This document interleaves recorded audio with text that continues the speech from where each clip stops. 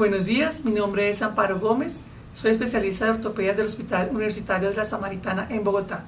El día de hoy vamos a hablar sobre uno de los temas más importantes y más actuales, la prevención de la infección en trauma.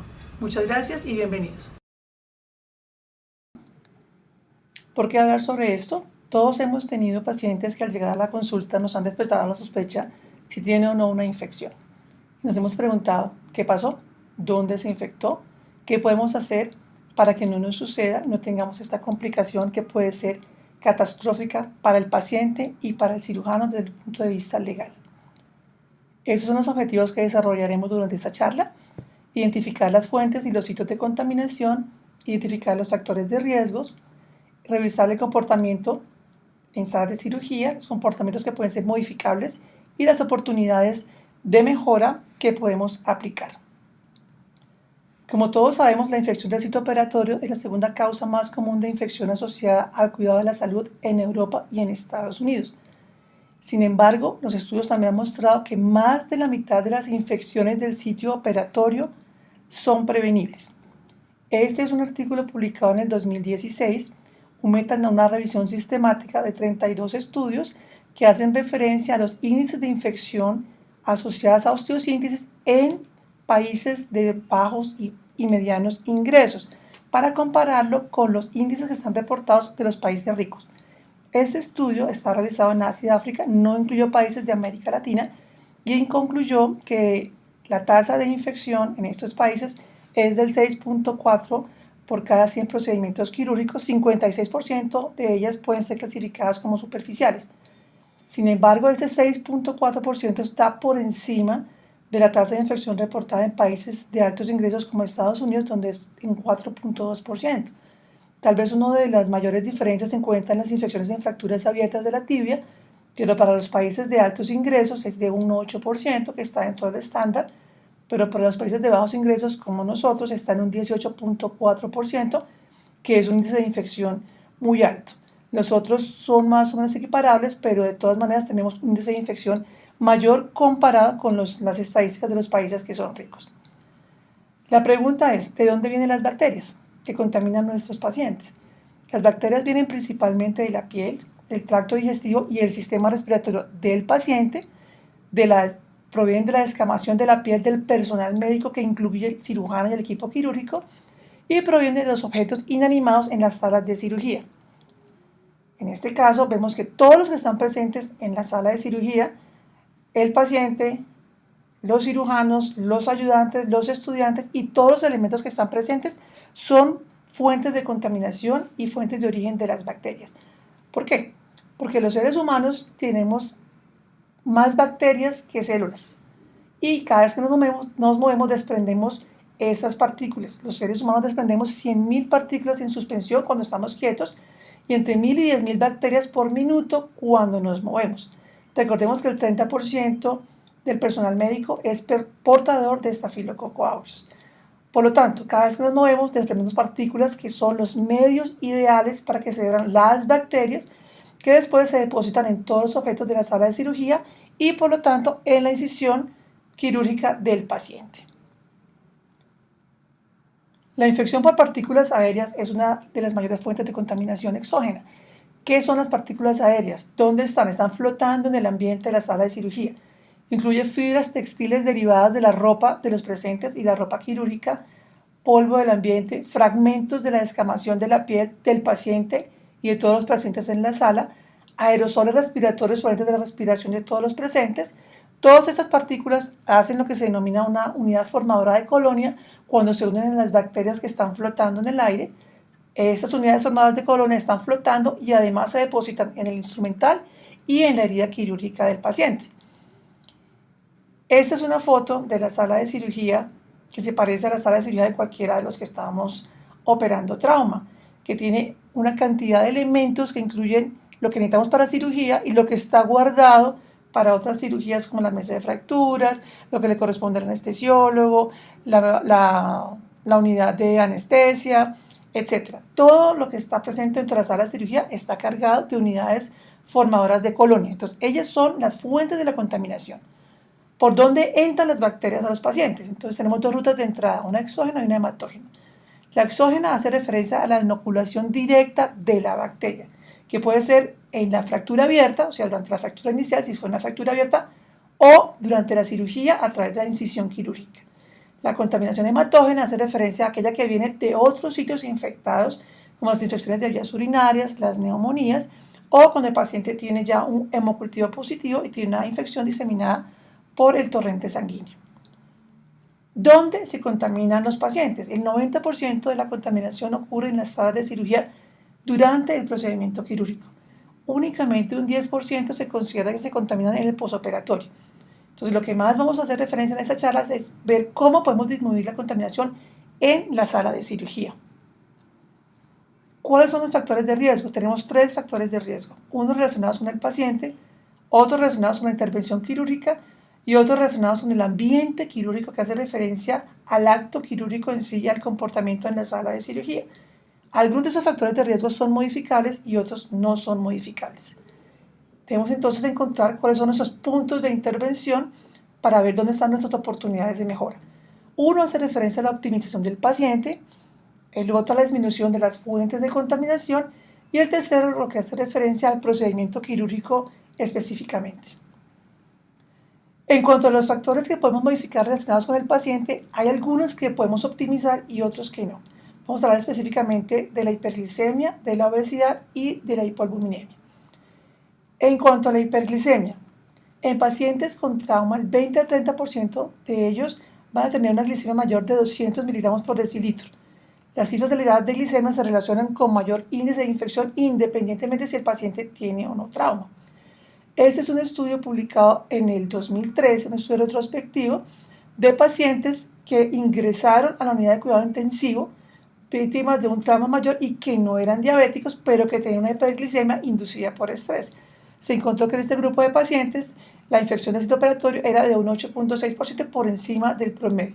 Entonces, encontramos que la hiperglicemia inducida por estrés mostró una asociación independiente significativa con una infección del sitio operatorio en pacientes no diabéticos con trauma mayor que entraron a la unidad de cuidado intensivo. Este es otro estudio publicado en el 2014 que hace referencia a pacientes con hiperglicemia inducida por estrés, pero que no tuvieron que ingresar a la unidad de cuidado intensivo. Encontraron que la tasa de infección era de un 7.3% por encima del promedio. Encontraron también entonces que los pacientes con hiperglicemia tienen mayor riesgo de infección. Por lo tanto, uno de los objetivos es controlar la glicemia en nuestros pacientes. En cuanto a la albúmina es un factor que no se puede controlar en pacientes con trauma agudo, pero que debe ser controlado en pacientes que van a ser llevados a cirugías de reconstrucción tardía después de infecciones o de otro tipo de complicaciones en pacientes de trauma, o que nos ayudarían a explicar por qué algunos pacientes tienen más infección si se han descontrolado otros factores. Ese es un estudio publicado en el 2017 que hace un metaanálisis sobre la relación entre la albúmina y el riesgo de infección del sitio operatorio en pacientes ortopédicos. 112.813 pacientes en 2 estudios encontraron que un nivel de albúmina menor de 3.5 tienen un riesgo 2.5 veces mayor de tener una infección del sitio operatorio en cirugías de ortopedia. En cuanto a la obesidad y la infección en el sitio quirúrgico, ese es un metaanálisis publicado en 2013 que incluyó 20 estudios que concluyó que los pacientes obesos tienen el doble de riesgo de presentar infección del sitio operatorio. Si bien en pacientes con trauma la obesidad es un factor que no es controlable, sí nos obliga a tener un mayor énfasis en controlar los otros aspectos que podrían empeorar la posibilidad de infección en estos pacientes. Entonces, no podemos controlar la obesidad, pero debemos hacer énfasis en controlar los otros factores que sí podemos modificar para disminuir la infección en estos pacientes. Vamos a hablar ahora de los factores relacionados con el procedimiento quirúrgico, cuáles factores son controlables y cuáles son no. Empecemos por el uso de guantes. Aclaremos inicialmente que no hay una evidencia suficientemente fuerte para hablar sobre el uso de doble guante en cirugía ortopédica. Sin embargo, el hecho de que no hay una evidencia fuerte no quiere decir que el sentido común no siga insistiendo en que utilicemos doble guantes. ¿Por qué? Porque la perforación de los guantes del cirujano permite que las bacterias y partículas de las manos del cirujano migren hacia el paciente. Entonces debemos usar siempre doble guante. Los guantes están perforados, la capa externa de guantes aproximadamente a los 90 minutos. Entonces, lo que se recomienda es cambiar los guantes al menos cada 90 minutos, cambiarlos antes de realizar la incisión, o sea, si lavamos y vestimos el paciente con unos guantes, el segundo par de guantes debe ser cambiado antes de realizar la incisión. Los estudios muestran que el 12% de los guantes externos están contaminados después de vestir al paciente.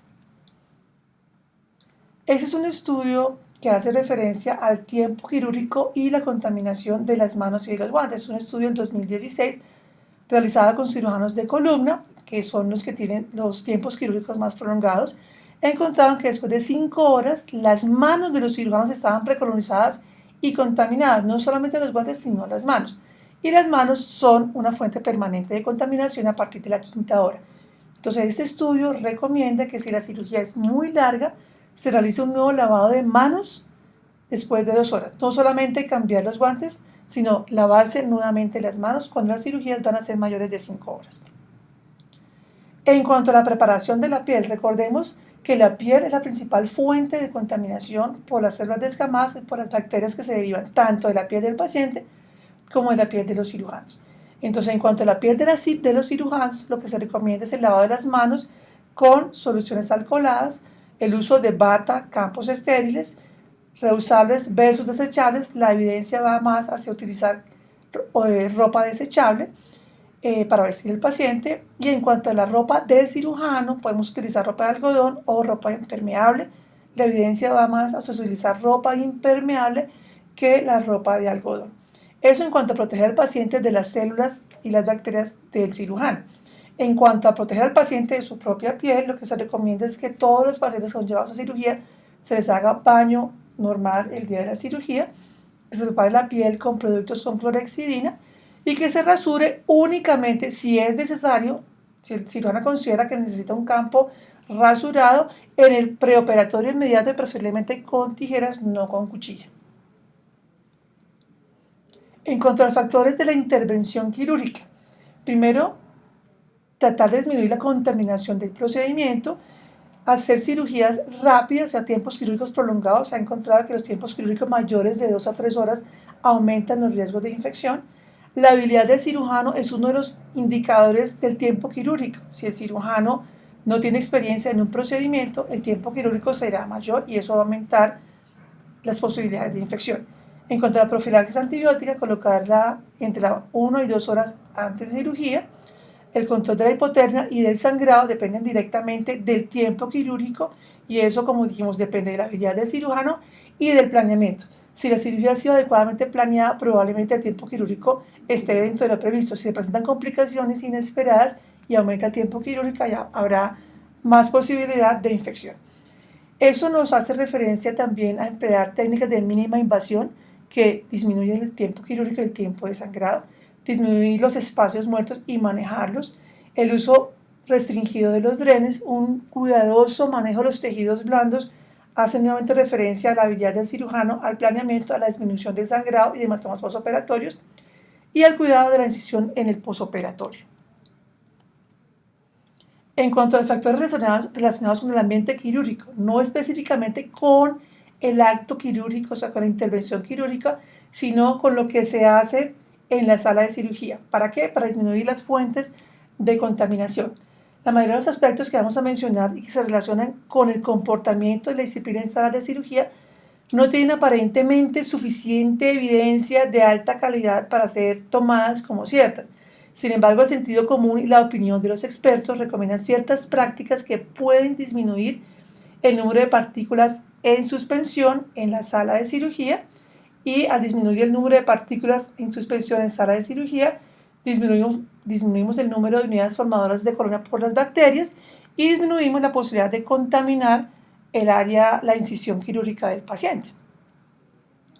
Asumimos que se parte de la premisa de que bajar el número de partículas de suspensión es un signo indirecto de bajar el número de bacterias contaminantes en la sala de cirugía. Empecemos por el comportamiento del grupo de cirugía en salas de cirugía. Esta es una revisión del 2015 que habla sobre la influencia del comportamiento del grupo quirúrgico en el riesgo de infección en las salas de cirugía. ¿Cuál es la evidencia? Es una revisión sistemática de la literatura que concluye que la evidencia es de pobre calidad. Incluye 27 estudios entre el 2009 y el 2012, que es cuando ha habido un mayor boom en la investigación de cómo se relaciona la conducta del cirujano y el grupo con el índice de infección. Ellos revisaron el número de personas en la sala, el número de aperturas de la puerta, la disciplina del equipo, la distracción y el ruido, y evaluó la infección operatoria a 30 días, el conteo de partículas del aire, el conteo microbiológico en el aire. Concluyeron que no hay estudios de buena calidad, pero que la evidencia sugiere que el comportamiento del equipo quirúrgico sí está relacionado con el aumento en los índices de infección. Este es otro artículo publicado en el 2015 que habla sobre los mitos en salas de cirugía. ¿Cuál es la evidencia de algunas prácticas comunes? Y lo que más vamos a revisar es sobre 3 mitos. La apertura de las puertas y el tráfico en la sala, que no tiene efecto en los desenlaces clínicos, es lo que nosotros pensamos. Que el aire ultra limpio en salas de cirugía sí previene las infecciones quirúrgicas, que es lo que se ha preconizado por años, y que el ruido en las salas de cirugía no tiene ningún impacto en las complicaciones quirúrgicas. En cuanto al tráfico de personal en salas de cirugía, encontraron que el número de personas en la sala es mayor si el hospital es un hospital universitario, y que si la cirugía es de alta complejidad o no, pues tiene mayor número de personas, porque están no solamente los cirujanos, sino el personal de apoyo de anestesia, el personal de apoyo que trae el instrumental quirúrgico, la auxiliar de cirugía, las instrumentadoras que a veces son 1, 2 o 3, y el técnico de rayos X. Y si es un hospital universitario, no solamente está el personal de base, sino además el personal que está entrenándose. A mayor número de personas, mayor circulación de partículas dentro de la sala. Este es un ejemplo de un procedimiento menor en el que tenemos un cirujano, un ayudante, una instrumentadora, pero tenemos un instrumentador en entrenamiento, un interno, un anestesiólogo en entrenamiento, lo que aumenta el número de personas. Mientras más personas hay en una sala, mayor movimiento de las mismas. Al moverse las personas, hay mayor producción y movimiento de partículas en suspensión y formación de unidades formadoras de colonia. En cuanto a la apertura de las puertas, el 60% de las veces las puertas de la sala se abren por causas innecesarias. ¿Quién es la persona que más abre la puerta? La circulante y el personal de apoyo que trae el material de osteosíntesis. Es lo que ha mostrado. Pero la mayoría de las veces las puertas se abren por causas como visita social, entran a hablar con el residente, a hacer preguntas con la instrumentadora, a preguntarle algo al anestesiólogo o sin ninguna razón. Cada vez que se abre la puerta se desplazan las partículas en suspensión y entran partículas del corredor. Este es un ejemplo de una sala de cirugía de mi hospital en la que estamos operando y la puerta está abierta de par en par. En cuanto al ruido en la sala de cirugía, el problema no es el ruido, no es el tipo de música, si está a mayor o menor volumen, eso es claro en los estudios, sino que el ruido en la sala de cirugía es un reflejo indirecto de la disciplina del equipo quirúrgico. A mayor ruido, mayor posibilidad de eventos adversos, porque a mayor ruido hay menor efectividad en la comunicación en el equipo. Entonces, el ruido en la sala de cirugía es un contaminante que hace que la comunicación entre el cirujano y sus ayudantes o entre el cirujano y el anestesiólogo se pierda, no se entiendan las instrucciones o las órdenes y se cometan errores. Si se cometen errores, aumenta el tiempo quirúrgico, si aumenta el tiempo quirúrgico, aumenta el tiempo de sangrado y eso aumenta los índices de infección. Entonces, digamos que el ruido es un medidor indirecto de la disciplina del equipo quirúrgico y de la comunicación. A mayor ruido, mayor infección del sitio operatorio. ¿Qué se puede decir sobre el atuendo quirúrgico? Aquí tenemos 2 posibilidades: utilizar ropa de algodón, que es lo usual, o utilizar atuendos impermeables. Este es un artículo publicado en el 2014 sobre el atuendo quirúrgico en salas de cirugía y su papel en la prevención de la infección. Un current concept. Como dijimos al principio de esta parte de la charla, no todo lo que hacemos en sala de cirugía tiene evidencia suficiente. Sin embargo, el sentido común nos obliga a tener algunas prácticas que podríamos considerar deben disminuir el número de partículas circulantes y de esta manera disminuir el uso de infección. El uso de tapabocas y gorros, por ejemplo, no tiene una evidencia de que baje las tasas de infección. Sin embargo, el sentido común nos obliga a pensar que tener el cabello sin protección permite mayor número de partículas, porque se desprenden del cuero cabelludo y de la piel de la cara y de las orejas. Y estar sin tapabocas permite que las partículas del tracto respiratorio de los cirujanos anestesiólogos contaminen el aire y esto en forma indirecta va a contaminar el paciente. Esta es la segunda parte de ese artículo en la que vemos que hay insuficiente evidencia, por ejemplo, para hablar de que limitar el número de personas en la sala disminuye la infección o que el uso del flujo laminar sea efectivo para prevenir la infección del sitio quirúrgico en las artroplasias de cadera, por ejemplo. Es un estudio que incluye ese tipo de pacientes, tiene un grado de recomendación tipo C. Vamos a hablar ahora de cómo nos comportamos con los elementos que tenemos dentro del campo quirúrgico, como la lámpara, el intensificador de imágenes, la mesa que tiene el instrumental, etc. Empecemos por el intensificador de imágenes. Es un artículo publicado en el 2012 que habla del tiempo en el que se contamina el protector del intensificador de imágenes. Entonces, una serie de casos, se revisaron 30 casos consecutivos de fijación de fracturas y encontraron que a los 20 minutos de cirugía el 50% de los campos o de lo que se esté utilizando para cubrir el intensificador de imágenes estaba contaminado, y a los 80 minutos, que es un promedio más o menos de una cirugía de ortopedia común y corriente, o sea, 1 hora y media, el 80% de los campos protectores del intensificador estaban contaminados. La posición en la que más se contamina el campo del intensificador es la posición lateral. Entonces la recomendación es no tocar nunca el intensificador de imágenes, así esté cubierto con material estéril. Instruir al técnico de radiología sobre la manera en que se debe obtener la proyección para que sea él el que mueva el intensificador y no nosotros.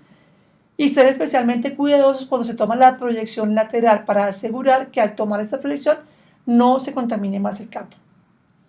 En cuanto a la lámpara de cirugía, no hay un estudio específico que hable sobre cuándo se contamina, pero uno podría extrapolar que si el fluoroscopio está contaminado a los 20 minutos, el manilar que nos entrega un estéril con el que movemos la lámpara también debe estar contaminado más o menos al mismo tiempo.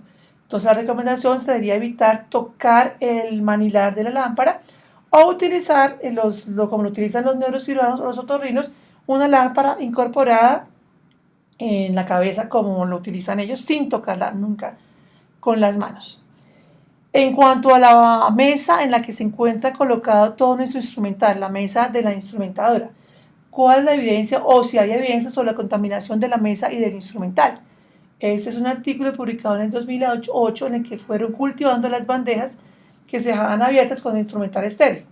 Encontraron que el 4% a la media hora ya estaba contaminada, el 22% a las 2 horas y el 30% a las 4 horas. Entonces una cirugía promedio de ortopedia de entre 1 hora y media y 2 horas, el 22% ya las bandejas del instrumental que estaban estériles se encuentran contaminadas. Sin embargo, si la bandeja se deja cubierta con un campo hasta que sea el momento de utilizar el instrumental, ninguna bandeja se contaminó. Entonces la recomendación es que las bandejas con el instrumental solo deben ser abiertas cuando se va a utilizar, o si se abren desde el principio, dejarlas cubiertas con una sábana estéril y destaparlas en el momento en que se van a utilizar. Es la manera en que podemos disminuir la contaminación del instrumental. En cuanto a los otros elementos que tenemos en la mesa, como el platones, las soluciones de irrigación y la succión, el 74% de los platones estaban contaminados al final de la cirugía. Las soluciones de irrigación, o sea, lo que tenemos para lavar, el 62% estaban contaminados después de 1 hora y la succión estaba contaminada 56% a la hora. Entonces, la recomendación sería cambiar probablemente el platón si la cirugía es muy larga, no tocar las soluciones de irrigación o lo que hacíamos antes, que era servir la irrigación y pasarla con una jeringa septo, y cambiar la succión probablemente si la cirugía va a ser mayor de 2 horas. En cuanto a los chalecos de plomo que utilizamos para la cirugía, ¿qué hay de evidencia sobre los chalecos de plomo? Es un artículo publicado en 2016 en el que hicieron una vigilancia sobre la contaminación de los chalecos de plomo y la manera como se limpiaban en salas de cirugía. Entonces, en este estudio revisaron 109 chalecos de protectores de tiroides que fueron cultivados. El 80% tenían cultivos positivos para gérmenes agresivos y el 66% de los hospitales tenían protocolos de lavado, la mayoría con hipoclorito de sodio. La recomendación era desarrollar programas de lavado estrictos, guardar los elementos en sitios que se consideren limpios en algún gabinete y no dejarlos tirados o al aire libre en la mitad del corredor para asegurar que estén lo más limpio posibles. Y se preguntaba en este estudio si el personal de anestesia y de radiología, que también tienen chalecos, debería también utilizar sobre los chalecos de plomo una bata estéril. No hay una respuesta al respecto. La pregunta es, ¿cuáles de ustedes o cuántos de ustedes conocen los protocolos de lavado de la institución en la que trabajan con respecto a los chalecos? Cada cuánto se lavan y con qué se lavan, para saber cuándo los utilizamos, cuál es la posibilidad de contaminación de ese chaleco. Recordemos que muchas veces se moja la ropa del cirujano y el chaleco queda en contacto directo con el campo quirúrgico. En cuanto a los movimientos que se hacen en salas de cirugía, la apertura de los paquetes, la vestida del paciente, la colocación de los guantes, ¿qué pasa con el número de partículas? ¿Cuándo hay mayor número de partículas durante la cirugía? Este es un estudio del 2017 que habla sobre los factores que contribuyen a la diseminación de partículas en la sala de cirugía. Encontró que la mayor cantidad de partículas se desprenden cuando se desdoblan los campos, se prepara la mesa, cuando se viste al cirujano y se quita o se ponen los guantes, y cuando se coloca la estoquineta o la media que utilizamos en la pierna del paciente. La recomendación es que los campos se deben desdoblar lejos del instrumental y de la herida quirúrgica, y el cirujano se debe vestir, quitarse, ponerse los guantes, cortar la estoquineta o la media, lejos de la incisión quirúrgica y lejos del instrumental, o sea, a un lado diferente de donde está el paciente. En cuanto a los apóstolos que se utilizan para cerrar la herida quirúrgica, esa es una revisión de Cochrane del 2016 que incluyó 11 estudios con 5.000 pacientes. Sin embargo, aclaran que los estudios son poco claros, pequeños, con evidencia de no muy buena calidad, con alto riesgo de sesgo, en los que encontraron que no hay una evidencia que muestre que algún apósito de los nuevos que se han desarrollado sea superior a colocar la gasa con un apósito, una gasa estéril en el momento de la cirugía. Entonces, en este momento todavía no tenemos una evidencia que hable que un apósito sea superior a otro para disminuir los riesgos de infección. Recordemos, sin embargo, que el 90% de las infecciones son durante el postoperatorio y solamente un 10% hacen referencia a después de cirugía, que es el momento en que están cubiertos con los apósitos. La mayoría de los estudios sobre el comportamiento en salas de cirugía hablan de que el trabajo en equipo es necesario para disminuir los índices de infección. Coloco esta diapositiva que hace referencia o que muestra el tablero de mi hospital cuando se hace la pausa de chequeo o la pausa de seguridad una vez hemos empezado la cirugía. Cuando se hacen las listas de chequeo y se llenan las listas de chequeo y se hacen las pausas de seguridad, se hace referencia a la coordinación del equipo quirúrgico, al planeamiento de la cirugía, a tener todo listo y previsto para disminuir las complicaciones, la prolongación de los tiempos quirúrgicos. Eso disminuye los eventos inesperados, disminuye el tiempo quirúrgico y eso disminuye necesariamente el índice de infección. Este es un estudio publicado en el 2013 en varios países que habla sobre la prevención del sitio quirúrgico y la intervención que se ha hecho en algunos países. ¿Cuál es la influencia de las medidas, el impacto de las medidas de trabajo en equipo para disminuir los índices de infección? Encontraron que cuando se desarrolla un programa de trabajo en equipo para disminuir la infección que incluya una vigilancia posoperatoria de los pacientes, una intervención multimodal y una adecuada profilaxis de antibióticos durante la cirugía, se disminuyó un 33% el índice de infecciones en países desarrollados como Francia, 10% en España, 35% en un hospital de Houston. Eso hace referencia a que los índices de infección bajan cuando se implementan y se vigilan las medidas que se implementan, y se hace referencia al trabajo en equipo multimodal. No solamente el cirujano es el responsable de la infección de los pacientes, todo el equipo, todo el personal que se mueve dentro de salas de cirugía debe tener conciencia de que en ese momento, en el acto quirúrgico, es cuando se presenta la mayor probabilidad de infección. Entonces, si estamos desarrollando un programa para disminuir la infección, todo el equipo quirúrgico debe ser consciente que tiene un papel dentro de la prevención de la infección. Asimismo, se debe hacer una vigilancia, el postoperatorio y después, cuando el paciente llega a la consulta externa, para tener unos índices reales de la infección de cada hospital. En resumen, la contaminación del paciente se presenta en sala de cirugía. Recordemos que más de la mitad de las infecciones del sitio operatorio pueden ser prevenidas. Si la mayoría de la contaminación se presenta en salas de cirugía, es ahí donde tenemos que presentar nuestra mayor intervención. Los principales gérmenes contaminantes provienen de la piel del paciente y de los cirujanos y de los que participan del acto quirúrgico. ¿Por qué? Porque los seres humanos son la principal fuente de contaminación. Los factores de riesgo provienen del paciente, el tipo de intervención y el ambiente quirúrgico. Solo algunos factores son modificables y es allí donde tenemos que tener nuestras fuentes de intervención. La disminución de las fuentes de contaminación exige cuidar todos los momentos y eventos de la intervención quirúrgica. Dentro de esos eventos de la intervención quirúrgica se incluye la disciplina en el quirófano. Tal vez es uno de los mensajes más importantes de esta charla. Es que la disciplina de aquellos que participamos en cirugía, no solamente los cirujanos, sino todos los demás, hace parte de las medidas de prevención de la infección. Esperamos que después de esta conferencia empecemos a tomar algunas medidas simples en nuestra sala de cirugía que podrían empezar a ayudar a disminuir los índices de infección. Podemos empezar, por ejemplo, por cerrar la puerta en sala de cirugía y por tener una charla con todos los miembros del equipo de cada intervención quirúrgica para hacerles ver la importancia que tiene para disminuir la infección, el papel que cada uno de ellos juega dentro de la sala de cirugía. Asimismo, recordar que el planeamiento de la sala de cirugía disminuye los tiempos quirúrgicos y si disminuyen los tiempos quirúrgicos disminuyen los índices de infección. Muchas gracias.